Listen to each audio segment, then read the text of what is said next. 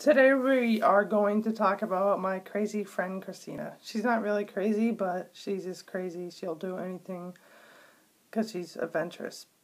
Anyways, so my friend Christina, I met her 7, maybe 8 years ago. It feels like it was 10 years.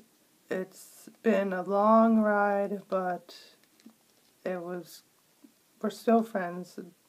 It's not over. It's never going to be over, no matter how many fights we have. So I met her online. I was too shy to ask her, like, what's up, or hang out with her, get to know her when I was 17, around that time, 16, 17. So I just recently moved to Florida. This is when I met her, and I saw her at a concert, and I was like, this girl is cool, and she has style, whatever. So I somehow found her on one of my friends' page on MySpace. This is when MySpace was like a big hit. So I added her, and I was like, started talking to her, and I was too shy to say hello to you, and she's like, oh, don't be silly. And so we hung out, and we like clicked. We were like best friends. Like, we did every single thing together, and we still do, just not as much, because she works and I'm looking for another job. So our lives are very different now. I've changed completely. So has she, and she's grown so much. When I first met her, she was very into like drinking and going out all the time, and very adventurous, and she was very deeply into cussing and crazy stuff. But that was, that's the life she lived, and I wasn't gonna judge her, so that's why I still became friends, and till this day, I'm a Christian and she is agnostic or atheist or doesn't believe in God, and I still don't care if she does or doesn't. That's her decision, and I'm not judging on her or anyone that does do that, as long as they don't conflict me to do it or to believe in it. So as time went on, we were so close. We were like peas in a pod, or I don't know. But anyways, so she wanted to be my roommate, which I said, okay, fine. My parents were kind of weird about it because it's a girl, but there was no guys that wanted to live with me or be my roommate at the time, so I just decided to have her, which was a big mistake. A big mistake, as I found out later.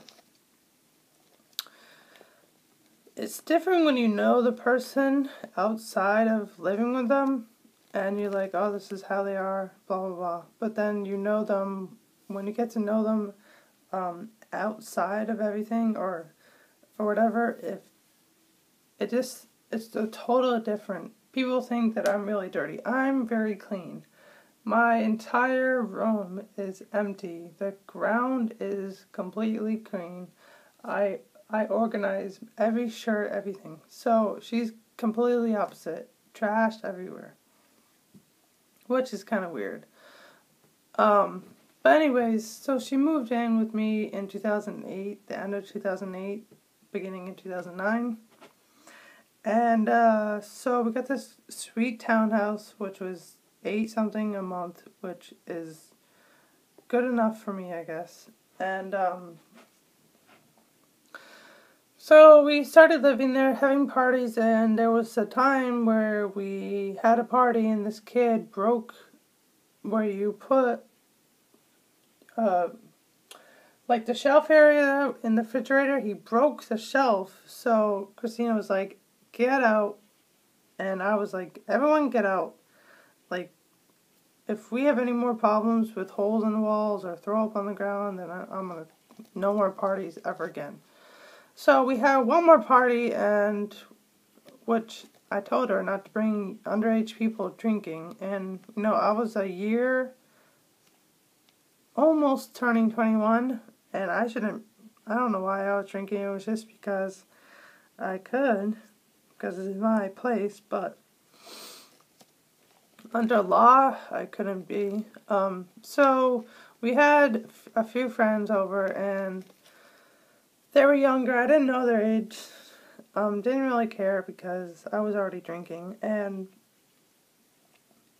so they threw up on the floor, and I don't like smell. I don't like dirtiness, and I had to clean up in the bathroom and everything. It was just and I said, no more parties.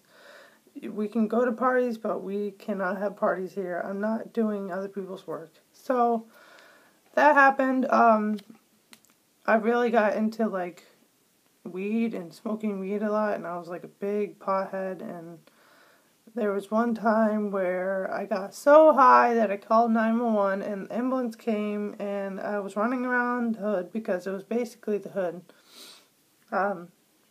with just my underwear and some flip-flops on, and they were laughing so much, they were making fun of me, and apparently they just said, you're just so high, you need to go to sleep. So I went to sleep, and my roommates are like, I'm gonna kill you, blah. At the time, she had her boyfriend at the time there living with us, so at least there was another guy, but both of them weren't making any income, and I helped Christina to get applications and stuff like that, just to help her get some money. Didn't really help. So months went by, and it was about April, the mid-April, and I was like, I was planning for them to leave, to get them off the leaves and get out of here and whatever. So, around April 20th, I don't really know, mid-April, end of April, so I came home one day, and my drum set, which is very expensive at the time, or still is, they moved my drum set from downstairs to upstairs in my room, right behind my door, and I came home, and when I opened the door, it was like, bum, bum, bum, bum, bum. And they made noise and whatever. And I was very furious about that, because I didn't like anyone touching my stuff without my permission or whatever. And so I was very furious, and in the morning, I went to the leasing office, told them my situation, and I had the cops bang down the doors, and they both left in 2 hours. And I never forget this. They wrote on MySpace, which MySpace was still kind of big then, and I think Facebook. I don't know if Facebook was around, but basically they said to everyone that I am a scumbag and the worst friend ever and all this and that. And we had lots of friends. We have, from me, Christina, to Jillian, probably 1,000 friends, and everyone was like, how could you? And I was just like, wow, you guys don't even know the half. But with all that negative happened, we still are friends, and to this day, we started doing fun things. I got a car, and we hung out, went to the beach a lot, and went to crazy events, went to Disneyland, which it was just fun, and, you know, I need friends like that where I can just be like, hey, do you want to go there? And they're just like, yes, because she is just that kind of person, will just do anything. As long as she doesn't die or it's not too crazy, you know, she'll do it. And she's a good friend, and she will always be a good friend. That we have a lot of rough times, but every friendship has a rough time. If you don't have a rough time in your friendship, it's actually kind of boring. Because if you look back, it's the funniest thing ever. Anyways, guys, I hope you have a good rest of the week, and I'll see you on the next video.